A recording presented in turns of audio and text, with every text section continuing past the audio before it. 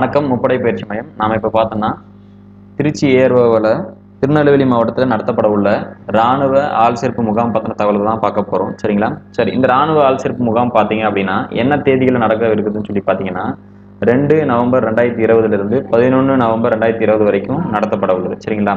திருநெல்வேலி மாவட்டத்தில். சரி, இதுல எந்த மாவட்டத்தை சேர்ந்தவங்களாம் கலந்துக்கலாம்னு சொல்லி பார்த்தீங்கன்னா திருச்சிராப்பள்ளி, கரூர், பெரம்பலூர், தஞ்சாவூர், புதுக்கோட்டை, திருவாரூர், நாகப்பட்டினம், சிவகங்கை, ராமநாதபுரம், விருதுநகர், திருநெல்வேலி, தூத்துக்குடி, கன்னியாகுமரி, அரியலூர் மற்றும் காரைக்காலை சார்ந்தவங்க இந்த ராணுவ ஆள் சேர்ப்பு முகாமில் கலந்து கொள்ளலாம். சரிங்களா?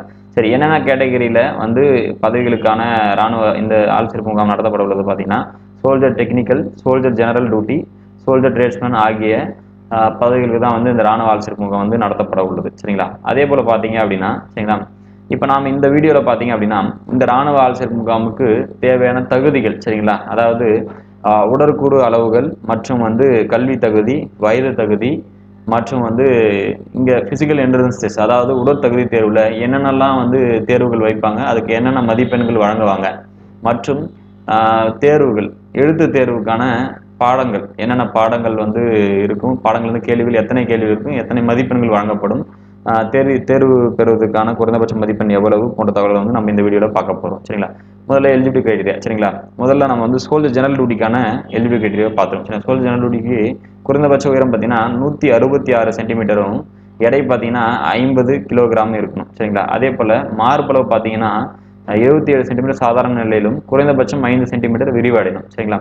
இதுக்கு பார்த்தீங்கன்னா நீங்கள் 10ஆம் வகுப்பு தேர்ச்சி பெற்றுக்கணும். குறைந்தபட்சம் 45% மதிப்பெண்களோட, அதாவது பார்த்தீங்கன்னா 500 மதிப்பெண்களுக்கு குறைந்தபட்சம் நீங்கள் 225 மதிப்பெண்கள் பெற்றிருக்கும். சரிங்களா? சரி, அடுத்ததாக பார்த்தீங்க அப்படின்னா சோல்ஜர் டெக்னிக்கல். சோல்ஜர் டெக்னிக்கல் பார்த்தீங்கன்னா நீங்கள் குறைந்தபட்சம் 165 சென்டிமீட்டர் உயரம் இருக்கணும். எடை பார்த்தீங்கன்னா 50 கிலோகிராம் இருக்கணும். சரிங்களா? மார்பளவு சாதாரண நிலை 77 சென்டிமீட்டரும் குறைந்தபட்சம் 5 சென்டிமீட்டர் விரிவடையணும். சரிங்களா? இதுக்கு நீங்கள் 10 மற்றும் 12ஆம் வகுப்பு தேர்ச்சி பெற்றுக்கணும். அதாவது 12ஆம் வகுப்பு தேர்ச்சி பெற்றணும். அதாவது அறிவியல் பாடப்பிரிவு எடுத்து. சரிங்களா? நீங்கள் என்னென்ன பாடங்கள்லாம் படிச்சிருக்கணும் பார்த்தீங்கன்னா ஃபிசிக்ஸ், கெமிஸ்ட்ரி, மேத்ஸ், இங்கிலீஷ் ஆகிய பாடங்கள் நீங்கள் படிச்சிருக்கணும். குறைந்தபட்சம் 50% மதிப்பெண்களோட மொத்தமாகவே நீங்கள். சரிங்களா? அதாவது நீங்கள் 1200 மதிப்பெண்களுக்கு தேர்வு எழுதிருந்தீங்கன்னா குறைந்தபட்சம் நீங்கள் 600 மதிப்பெண்கள் எடுத்திருக்கணும். ஒவ்வொரு சப்ஜெக்ட்லையும் நீங்கள் குறைந்தபட்சம் 80 மதிப்பெண்களாவது எடுத்திருக்கணும். சரிங்களா? ஒருவேளை நீங்கள் 600 மதிப்பெண்களுக்கு தேர்வு எழுதினீங்கன்னா நீங்கள் குறைந்தபட்சம் 300 மதிப்பெண்கள் எடுத்திருக்கணும். மொத்தமாக ஒரு பாடத்துலையும் பார்த்தீங்கன்னா குறைந்தபட்சம் நீங்கள் 40 மதிப்பெண்களை பெற்றிருக்கணும். சரிங்களா? சரி, அடுத்தா பார்த்தீங்கன்னா சோல்ஜர் டிரேட்ஸ்மேன். சரிங்களா? 10ஆம் வகுப்பு தகுதி. ரெண்டு வகையில் 2 கேட்டகரியில் இதுக்கு இந்த பதவிகளுக்கு தேர்வு நடத்தப்படுது. அது பார்த்தீங்கன்னா ஒன்று soldier tradesman 10th pass category, இன்னொன்று பார்த்தீங்கன்னா soldier tradesman 8th pass category. சரிங்களா?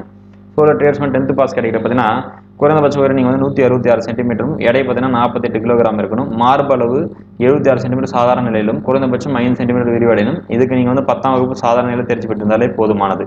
அடுத்த பார்த்தீங்கன்னா சோல்ஜர் டிரேட்ஸ்மேன் 8ஆம் வகுப்பு தகுதி. அதுக்கு பார்த்தீங்கன்னா நீங்கள் குறைந்தபட்சம் உயரம் 166 சென்டிமீட்டரும், எடை பார்த்தீங்கன்னா 48 கிலோகிராம் இருக்கணும். மார்பளவு 76 சென்டிமீட்டர் சாதாரண நிலையிலும் குறைந்தபட்சம் 5 சென்டிமீட்டர் விரிவடையணும். சரிங்களா? அதோட நீங்கள் 8ஆம் வகுப்பு சாதாரண நிலையில் தேர்ச்சி பெற்றிருந்தாலே போதுமானது இதுக்கு.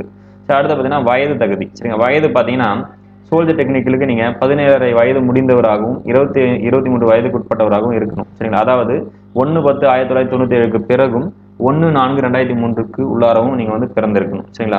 அடுத்து பார்த்தீங்கன்னா soldier general duty. Soldier general டியூட்டிக்கு பார்த்தீங்கன்னா அதே தான், நீங்கள் 17 வயது முடிந்தவராகவும் 21 வயதுக்கு உட்பட்டவராகவும் இருக்கணும். அதாவது 1/10/1999க்கு பிறகும் 1/4/2003க்கு உட்பட்டும் நீங்கள் பிறந்திருக்கணும். சரிங்களா? அடுத்ததா சோல்ஜர் டிரேட்ஸ்மேன். இந்த சோல்ஜர் டிரேட்ஸ்மேன் பார்த்தீங்கன்னா நீங்கள் 17 வயது முடிந்தவராகவும் நிறைவடைந்தவராகவும் 23 வயதுக்கு உட்பட்டவராகவும் இருக்கணும். சரிங்களா? அதாவது 1/10/1997க்கு பிறகும் 1/4/2003க்கு உள்ளாரவும் நீங்கள் பிறந்திருக்கணும். சரிங்களா? அடுத்ததா ஃபிசிக்கல் என்ட்ரன்ஸ் டெஸ்ட் பார்த்தீங்கன்னா 1.6 கிலோமீட்டர் நீங்கள் ஓடி கடக்கணும். அதாவது பார்த்தீங்கன்னா நீங்கள் இங்கே 2 கேட்டகரியில் உங்களுக்கு செலக்ட் பண்ணணும். ஒன்று குரூப் 1, ஒன்று குரூப் 2. குரூப் 1க்குள்ளே நீங்கள் இடம் பெறணும்னு சொல்லி பார்த்தீங்கன்னா 5 நிமிடம் 30 வினாடிக்குள்ளார நீங்கள் ஓடி முடிக்கணும். அப்படி ஓடி முடிச்சா உங்களுக்கு 60 மதிப்பெண்கள் கிடைக்கும்.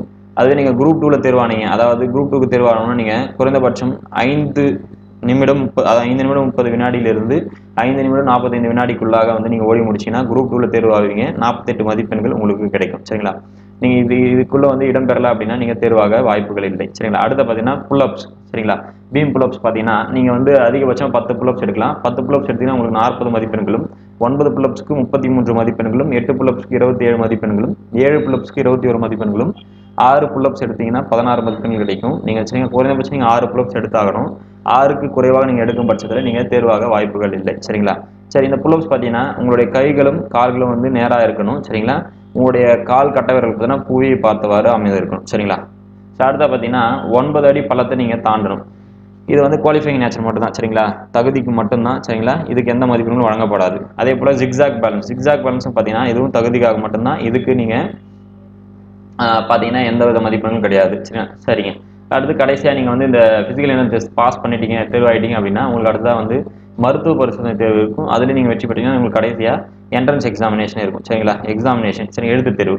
எழுத்து தேர்வு முதல்ல சோல்ஜர் டெக்னிக்கலுக்கு பார்த்தீங்கன்னா என்னென்ன பாடங்கள்லாம் இருக்குன்னு பார்த்தீங்கன்னா ஜென்ரல் நாலேஜ் மற்றும் ரீசனிங் இருக்கும். கணிதம், மேக்ஸு, ஃபிசிக்ஸு, கெமிஸ்ட்ரி இருக்கும். சரிங்களா? இந்த ஜென்ரல் நாலேஜ் அண்ட் ரீசனிங் பார்த்தீங்கன்னா 10 கேள்விகள் இருக்கும். 10 கேள்விகளுக்கு கேள்விக்கு 4 மதிப்பெண்கள் மொத்தம் 40 மதிப்பெண்கள் கிடைக்கும் உங்களுக்கு. சரிங்களா? அதே மாதிரி மேக்ஸில் பார்த்தீங்கன்னா 15 கேள்விகள் இருக்கும். கேள்விக்கு 4 மதிப்பெண்கள்ட்டு மொத்தம் 60 மதிப்பெண்கள் உங்களுக்கு கிடைக்கும். சரிங்களா? அதே போல் ஃபிசிக்ஸில் மொத்தம் 15 கேள்விகள் இருக்கும். கேள்விக்கு 4 மதிப்பெண்கள்ட்டு 60 மதிப்பெண்கள் கிடைக்கும். சரிங்களா? கெமிஸ்ட்ரியில் மொத்தம் 10 கேள்விகள், கேள்விக்கு 4 மொத்தம் 40 மதிப்பெண்கள் கிடைக்கும். சரி, மொத்தமாக உங்களுக்கு பார்த்தீங்கன்னா இந்த தேர்வு பார்த்தீங்கன்னா 200 மதிப்பெண்களுக்கு நடக்கும். நீங்கள் குறைந்தபட்சம் 80 மதிப்பெண்கள் பெறணும். சரிங்களா? சரி, இதுக்கு எந்த வித வகையான வந்து விலக்குகளும் வந்து அளிக்கப்படாது. எல்லாருமே இந்த தேர்வு வந்து கட்டாயமாக எழுத வேண்டியதாக இருக்கும். சோல்ஜர் டெக்னிக்கல் தேர்வு ஆகணும் அப்படின்னா. அடுத்ததான் சோல்ஜர் ஜெனரல் டியூட்டி. சரிங்களா?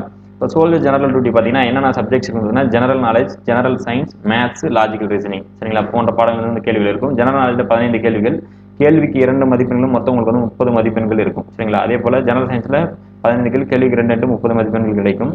அதே போல கணிதத்தில் 15 கேள்விகள், கேள்விக்கு 2 மதிப்பெண்கள் மொத்தம் 30 மதிப்பெண்கள் இருக்கும். சரிங்களா? அதே போல லாஜிக்கல் ரீசனில் 5 கேள்விகள் மொத்தம், கேள்விக்கு 2 10 மதிப்பெண்கள் மொத்தமாக உங்களுக்கு பார்த்தீங்கன்னா இந்த தேர்வு 100 மதிப்பெண்கள் நடத்தப்படும்.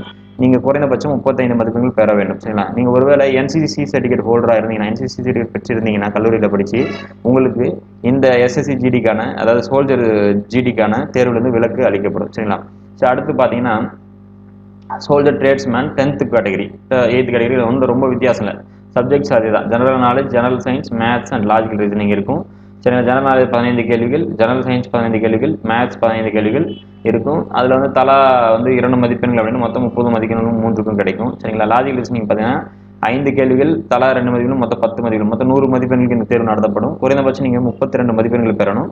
அதே போல் நீங்கள் எந்த NCC சர்டிஃபிகேட் ஹோல்டராக இருந்தீங்கன்னா உங்களுக்கு தேர்வுலேருந்து விலக்கு அளிக்கப்படும். சரிங்களா? இப்போ சோல்ஜர் ட்ரேட்ஸ்மேன் 8th பார்த்தீங்கன்னா அதே தான். General knowledge, general science, maths and logical reasoning போன்ற சப்ஜெக்ட்ஸ் இருக்கும். அதே வந்து முதல் 3 பாடங்கள்லேருந்து பார்த்தீங்கன்னா 15 கேள்விகள் தலா இருக்கும். லாஜிக்கல் 5 கேள்விகளும், கேள்விக்கு 2 மதிப்பெண் இங்கே தலா 30 மதிப்பெண் மற்றும் 10 மதிப்பெண்கள் கிடைக்கும். இது மொத்தமாக வந்து உங்களுக்கு 100 மதிப்பெண்கள் இந்த தேர்வு நடத்தப்படும். குறைந்தபட்சம் நீங்கள் 32 மதிப்பெண் எடுத்தால் தேர்ச்சி பெறுவீங்க. சரிங்களா? இதுலேயும் பார்த்தீங்கன்னா நீங்கள் வந்து NCC சர்டிஃபிகேட் இருந்துச்சுன்னா உங்களுக்கு தேர்வுலேருந்து விலக்கு அளிக்கப்படும். சரிங்களா? சரிங்க. இப்போ நம்மளுடைய முப்படை பயிற்சி மையத்தில் பார்த்தீங்கன்னா இதுக்கான இந்த திருநெல்வேலி ரேலிக்கான பயிற்சி வகுப்பு பார்த்தீங்கன்னா 9/3/2019 வந்து துவங்க உள்ளது. சரிங்களா? தேவையான வந்து கலந்து கொண்டு பயன்பெறுமாறு கேட்டுக்கொள்கிறோம். சரிங்களா? அதே போல் பார்த்தீங்கன்னா நம்மளுடைய முப்படை பயிற்சி மையத்தில் பார்த்தீங்கன்னா வந்து ரெகுலராகவே வந்து உங்களுக்கு கிளாஸஸ் அண்ட் வந்து டெஸ்ட் கிடைக்கும். மண்டே டு ஃப்ரைடேல. சரிங்களா? ரெகுலர் கிளாஸ் அண்ட் டெஸ்ட் இருக்கும். அதே போல் உங்களுக்கு இங்கே வந்து ஃபிசிக்கல் ட்ரைனிங் பார்த்தீங்கன்னா ரெகுலராகவே டெய்லியுமே வந்து மார்னிங் பார்த்தீங்கன்னா 5 AM 8 மணி, காலையில் 5 மணிலேருந்து 8 மணி வரைக்கும், மாலையில் 4:30 6:30 வரைக்கும் உங்களுக்கு வந்து ஃபிசிக்கல் ட்ரைனிங் கிடைக்கும். சரிங்களா? அதே போல் இங்கே பார்த்தீங்கன்னா உங்களுக்கு ஜிம் ஃபெசிலிட்டிஸும் இருக்கும். சரிங்களா?